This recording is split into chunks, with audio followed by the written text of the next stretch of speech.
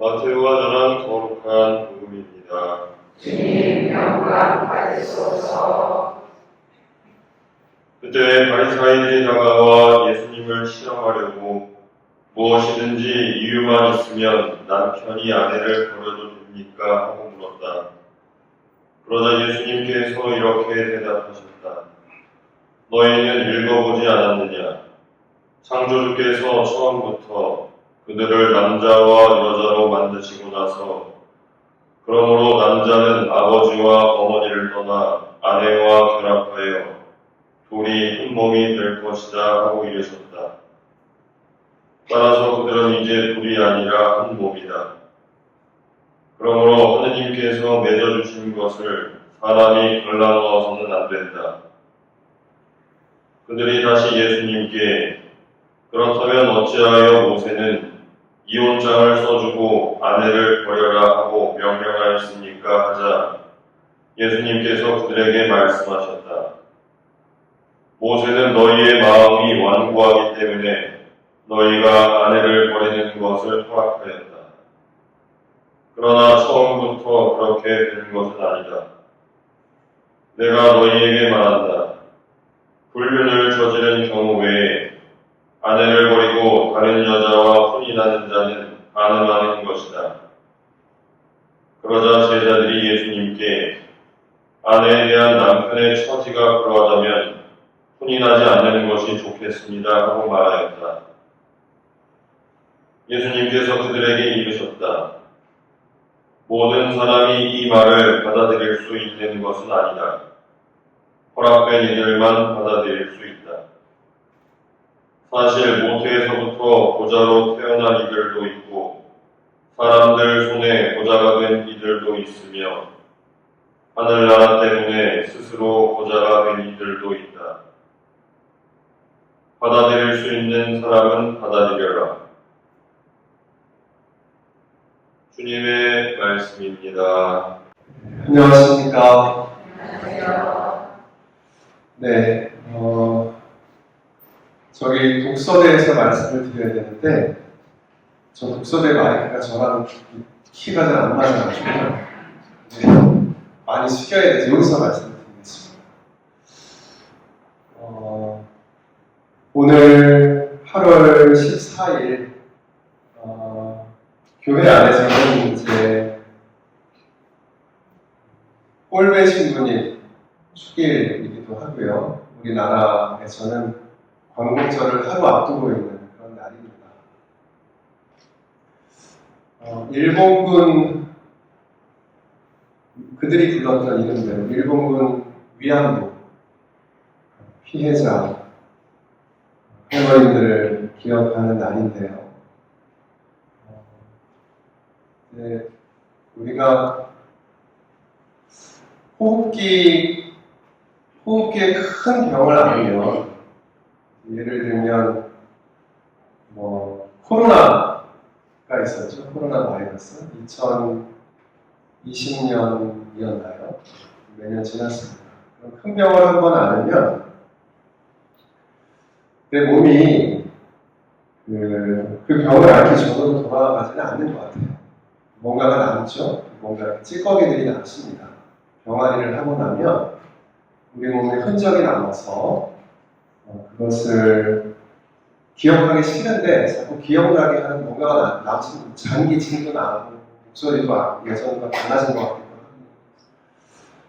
우리 인류가 하느님께서 만드신 세상 안에서 이렇게 참 길다면 긴, 짧다면 짧은 역사를 살아왔는데 우리가 최근에 한 100년 전쯤에 큰 병을 앓았었죠. 큰 병을 앓아서 이 군국주의의 어떤 질병이 전 세계를 휩쓸었었습니다. 일본이라고 하는 나라가 아시는 것처럼 1930년대에 만주 사변을 일으키고 그리고 45년 태평양 전쟁이 끝날 때까지 15년 가까이 전쟁을 동아시아에서 일으켰는데 제 아버지의 어머니, 할머니가 1922년생이세요. 그러니까 할머님이 10살 무렵에 일본이 전쟁을 일으켜서 아마도 우리 할머님의 친구분들 정도 되시는 분들이 어렸을 때는 12살, 11살에, 기록에는 11살에, 혹은 많게는 20살 무렵까지 속여서 혹은 강제로 여러 가지 방법으로 우리 할머님의 친구들을 큰 폭력 아래 가두게 됐죠. 저희 아버지는 일본이 태평양 전쟁을 일으키기 직전에 태어나셨습니다. 41년 가을에 태어나셨는데 이 일본군 위안부 이야기는 제 또래 사람들에게는 저의 할머니의 이야기이고, 그리고 강제 노역을 갔었거나 위안부로 피해를 받은 분들이 저의 아버지 세대와 할머니 세대의 이야기입니다. 돌아가신 김수환 슈키 형님의 친구분들도 다 비슷한 일을 겪었을 그런 나이들이세요.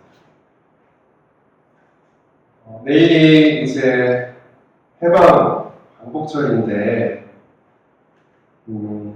전쟁의 어떤 국가폭력이라고 하는 것은 가해자들을 포함해서 피해자들에게는 물론이고 가해자들에게도 동시에 상처를 남깁니다.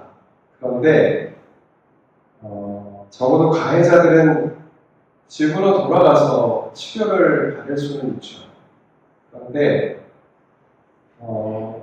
오늘이 8월 14일이잖아요. 저는 물론 기리밀이 8월 14일이 된 것이 그 증언을 최초로 하신 할머님이 24년생이시더라고요.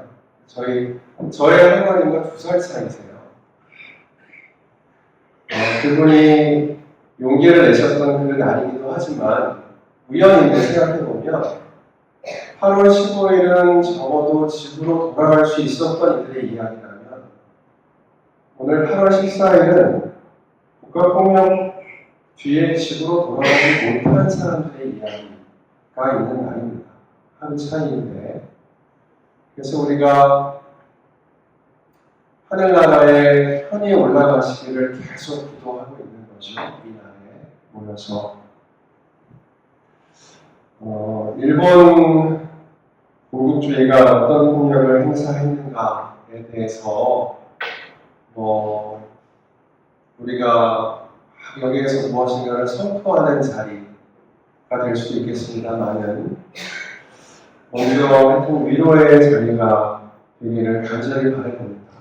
집으로 돌아가지 못했다. 이제는 거의 다 돌아가셨죠. 왜냐하면 예를 들어서 43년을 기준으로 15살이면 28년생이거든요. 그럼 우리 나이로 98살이에요. 그때 잡혀가셨던 분들이. 그러니까 이제는 살아계시기가 너무 힘든 나이인데, 나이가 많으실 테니까. 저는 먼저 그분들을 떠나보냈던, 가장 먼저는 희생을 당했던 할머님들을 떠올리지만, 또 한편으로는 그분들을 떠나보냈던 가족들을 생각해봅니다. 돌아가지 못한 분들과 돌아오지 못한 어린 딸을 평생을 담고 살았던 가족들을 생각해봅니다. 제가 문득 그런 생각이 들었어요. 이게 나의 할머니와 그리고 그 할머니가 집을 떠날 때 우리 아버지의 나이의 사람들이 어린 아이들, 1살, 2살, 3살, 어린 꼬마들을 두고 떠났을 때 아버지와 할머니의 이야기인데, 제가 생각해보면 이런 역사적인 사건뿐만 아니라 제 또래 사람들이 일제강점기에 살았던 우리 할머니, 할아버지의 삶을 얼마나 알고 있을까 하는 생각을 해봤어요. 나는 할머니의 삶에 대해서 얼마나 알고 있을까. 외할머니는 제가 너무나 어렸을 때 돌아가셨기 때문에 사실 기억이 아예 없고, 아버지의 어머니, 우리가 흔히 친우에 이렇게 붙이는 친할머님의 삶에 대해서는 내가 얼마나 알고 있나 하는 생각도 하게 되죠. 수요일들 굉장히 많이 오셨네요. 노란 나비를 달고, 사람들이 누군가가 하늘나라로 떠나면 우리에게 다시 돌아올 때 나비가 되어서 돌아온다. 그리고 이 색깔이 봄 같잖아요. 따뜻한 봄날에 돌아오지 못한 이들이 나비가 되어서 우리에게 돌아오나 하는 생각을 하게 되는데, 제가 두서없이 말씀을 드리고 있는데요. 우리 기린일에 한편으로 안타까운 사연을 떠올리고 또 한편으로 마음의 분노도 있죠. 용서받지 못할 사람들. 우리나라뿐만이 아니라 이제 그 희생자들은 다국적인 여러 나라의 할머니들이기 때문에 이 소녀상 앞에 영원히 사죄하는 어떤 상이 하나 더 있어야 될 텐데 지금은 반밖에 없잖아요, 그렇죠? 집으로 돌아가지 못한 할머니들의 이 슬픔밖에는 우리가 볼 수가 없어요, 형성할 수가 없고, 이분들 앞에 무릎 꿇은 영원히 사죄하는 이들의 형상이 있으면 참 좋을 텐데, 전 세계 모든 나라에 하는 생각도 해보죠. 더불어서 그 이후에 우리가 오늘 일본군 위안부를 기억합니다만은 전쟁 폭력의 가장 끝에 있는 그 어린 처녀들의 이 이야기가 1945년에 일본의 패망으로 끝났는가? 그렇지는 않죠. 아시는 것처럼 한국 전쟁 중에도 연합국이 그 행태를 그대로 따라했고, 그리고 한국전쟁이 끝난 다음에 한국에 주둔했던 주둔군을 위한 위안부도 여전히 남아있고, 그 폭력의 찌꺼기가 아직도 없어지지 않습니다. 그리고 더불어서 그 폭력의 찌꺼기는 우리 사람들 사이에도 스며들죠. 그래서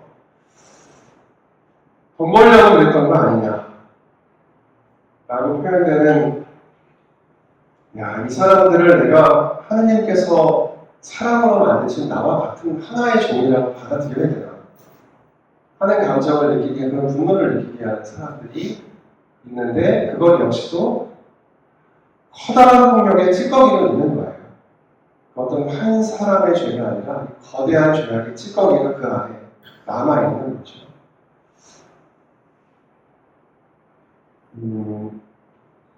하여간 아주 많은 분들이 모여있진 않지만 우리 집안의 이야기죠.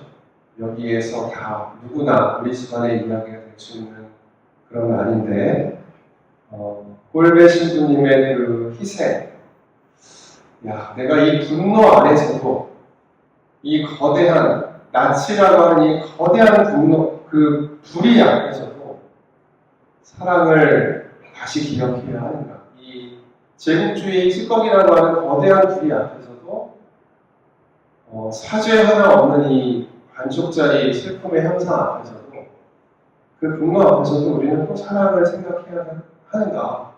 무엇인가 그런 것을 다시 떠올려야 하는가?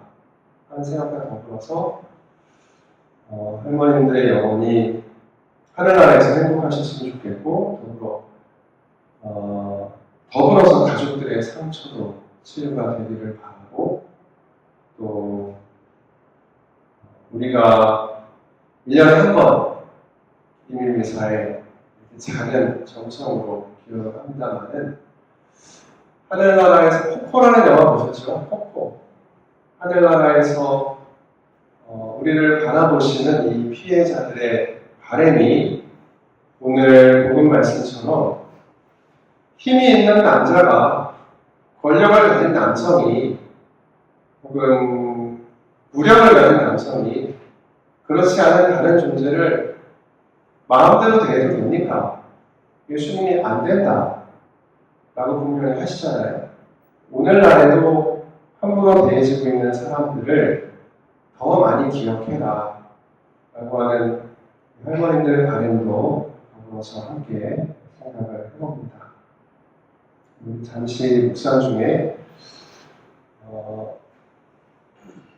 하늘나라에 있는 할머님들의 영혼과 가족들의 어떤 마음 아픈 사랑이 세상을 좀 더 아름답게 평화롭게 만들어 주시기를 함께 기도했으면 좋겠습니다.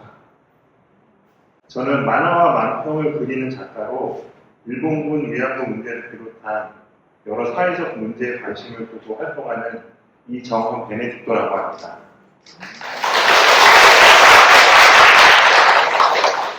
들어오셨을 때 보신 분도 계시겠지만 지금 성당 로비에는 지난 김복동 할머니 100세 기념 전시 때 전시했던 작가들의 작품이 있습니다. 이따가 못 보신 분들은 이따 끝나고 가실 때 한 번씩 보시면 좋을 것 같습니다. 그리고 이렇게 제14차 세계 일본군 위안부 기리민 미사라는 뜻깊은 자리에서 이렇게 이야기할 수 있는 기회를 주신 것에 감사드리며 발언을 시작하도록 하겠습니다. 처음 제가 일본군 위안부 문제 해결을 위해 활동을 했던 건 지금으로부터 11년 전인 2015년이었습니다. 그 전에도 뉴스와 인터넷 등을 통해서 문제를 알고 있었고 어떤 방식으로든 돕고는 싶었는데 방법을 몰라서 고민만 하고 있었습니다. 그런데 기리미를 맞춰 여러 만화가들이 그린 작품을 유럽에 갖고 가서 홍보하자라는 동료 작가의 요청으로 같이 합류하게 되었고요. 그래서 독일의 베를린과 보험에서 만화 유럽전이라는 전시를 하게 되었습니다. 2015년. 그래서 가기 전에 기리민에 맞춰 가서 전시를 했었는데 비행기를 타기 몇 달 전부터 저희가 잘 알고 가야지 되지 않을까라고 생각을 하면서 나름 공부를 시작했었습니다. 그래서 전쟁과 여성 인권 박물관을 찾아서 처음 윤미향 대표님을 만나 뵙고 안내를 받으면서 거기서 이제 저희가 알아야 될 것들에 대해서 들었었는데 무엇보다 기억에 남았던 것은 일본군 위안부로 끌려갔다가 돌아온 할머니들이 그냥 단지 희생자, 피해자로만 남은 것이 아니고 같은 상처가 있는 형기 피해자들을 위해 활동하는 인권 활동가로 변모했다는 이야기를 듣고 큰 감동을 받았었습니다. 고통의 시간을 넘어 연대하는 할머니들께 우리가 힘을 보탤 수 있다는 사실을 알고 참 감사하는 마음으로 전시를 시작했었고요. 2015년 8월 14일 베를린 브란덴부르크 문 앞에서 의식 있는 세계인들과 함께 제3차 일본군 위안부 기리민 연대 집회를 했던 순간을 저는 아직도 기억하고 있습니다. 이렇게 많은 이들이 옳은 일을 위해서 힘을 모은다면 빨리 해결될 거라고 믿었었는데요. 그 언젠가는 이렇게 쉽게 오지 않더라고요. 이렇게 11년이라는 시간이 지났습니다. 그러던 제가 본격적으로 다시 활동을 했던 건 2020년이었습니다. 그해는 되게 많은 일이 있었는데 윤미향 대표가 국회의원이 되었고요. 되자마자 엄청난 반발이 있었고 단체와 개인에 대해서 말도 안 될 정도의 정계와 사법부와 언론에 의한 무자비한 폭력이 있었습니다. 그것도 그거였지만 6월의 어느 날 신소를 지키던 손영민 소장님의 부고를 듣고 저는 너무 마음이 아팠습니다. 비록 직접 뵙거나 이야기를 나눈 사이는 아니었습니다. 저는. 근데 뉴스를 통해서 이야기를 봤는데 소장님이 어떤 사람인지 금방 알 수 있었습니다. 본인의 맡은 일을 진심으로 열심을 다해 다하는 책임감 있는 분이셨을 거라고 생각을 했습니다. 그저 할머니들을 위해서 활동한 것밖에 없는 보통 사람이셨을 건데 이렇게 무고하게 돌아가셨는데 아무도 책임지지 않는 사실을 저는 인정할 수가 없어서 그 이후로 여러 작품들로 아니면 전시로 힘을 모아서 같이 활동에 참여했습니다. 그러면서 이제 이미양 의원님과도 인연이 이어졌고, 그 다음에 김복동의 희망이라는 단체에 활동하시는 여러분들과도 인연이 되어서 존경의 마음을 갖고 제가 할 수 있는 일들을 계속 진행해 왔습니다. 2024년 12월 3일은 전 국민이 기억하는 말도 안 되는 비상계엄이 있었던 날이지만 저는 여기에 계시는 몇몇 분들과 함께 또 다른 일행들과 함께 일본에 있었습니다. 김복동의 그 따라걷기 오사카 오키나와 평화기행이라는 행사를 갔었는데요. 거기서 느낀 것들은 그곳의 현지의 활동가들을 보면서 정말 고맙고 다행이라는 생각도 했었는데 참여자들의 평균 연령대가 매우 높다는 안타까움도 느끼게 되었습니다. 근데 그건 우리나라도 많이 비슷하다고 생각을 하는 게 저보다 훨씬 오래 깊게 꾸준하게 활동을 하신 분들이 많지만 점점 그 수가 드는 것보다는 주는 쪽이라고 보고 있어서 좀 마음이 아팠습니다. 시간을 끌면서 잊혀지게 하는 것이 저들의 노골적이고 숨겨진 무기라고 저는 생각을 하는데 그래서 우리는 더 많은 새로운 연대를 만들어야 하는데 많은 사람들이 열심히 활동을 함에도 그건 정말 어려운 일이라는 것을 옆에서 보고 있었습니다. 그래서 제가 몇 번의 계기를 통해서 활동에 동참하게 된 것처럼 관심이 없는 분들께는 관심을 갖게 하고 관심만 있었는데 어떻게 해야 될지 모르는 분들에게는 참여의 계기를 만들어가는 꾸준한 도전이 필요하다고 생각을 했습니다. 그래서 저는 제가 잘할 수 있는 일은 그림과 관련된 일이라서 작품을 그리고 작품을 전시하고 작가들을 모아서 전시를 기획하고 그런 것들이 제가 할 수 있는 일이고 그런 걸 통해서 일반 시민들이 한 분이라도 더 이쪽에 관심을 갖게 하는데 저는 그걸 제가 할 수 있는 일이라고 생각을 하면서 시민 참여의 문턱을 낮추는 일을 저는 했다고 생각을 합니다. 근데 꼭 저는 제 직업이 이거라서 이렇게 했지만 꼭 이 방법이 아니더라도 여기에 모이신 분들은 똑같은 마음이라고 생각을 하고 각자의 분야에서 각자 잘할 수 있는 일이 있을 거라고 저는 생각을 하거든요. 그래서 여러분들도 각자의 고민과 방식으로 연대의 틀을 넓힐 방법을 찾아주시기를 저는 항상 이야기하고 싶었습니다. 지금까지 꾸준하게 해왔던 활동들도 있겠지만 이제는 또 젊은 분들과 또 모르는 분들도 점점 참여할 수 있게 하기 위해서는 다양하고 새로운 방식으로 도전을 해야 한다고 생각을 하고 그런 노력이 있으면 충분히 조금씩 더 늘려갈 수 있을 거라고 생각을 합니다. 아무리 시간이 지나도 우리 활동은 절대 멈추지 않는다는 것을 저는 여기를 반대하는 사람들에게 꼭 보여주고 싶습니다. 그래야 언제든 아주 늦지 않을 때 우리 모두의 노력으로 저들의 진심 어린 사죄와 진상규명을 이룬 다음에 매년 이렇게 돌아오는 8월 14일이 이렇게 다짐만 하는 날이 아니라 앞으로는 일본군 위안부 문제 희생자들을 온전히 기리는 날이 되기를 진심으로 바라면서 오늘을 준비했습니다.